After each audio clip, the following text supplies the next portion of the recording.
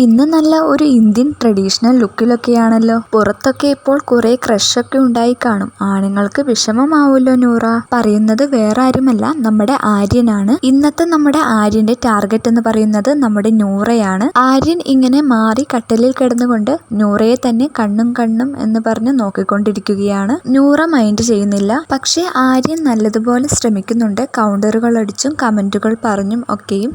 Aryan big ബോസിൽ വന്നത് തന്നെ ആര് ലൈൻ അടിക്കണമെന്ന് നോക്കിക്കൊണ്ടായിരുന്നു.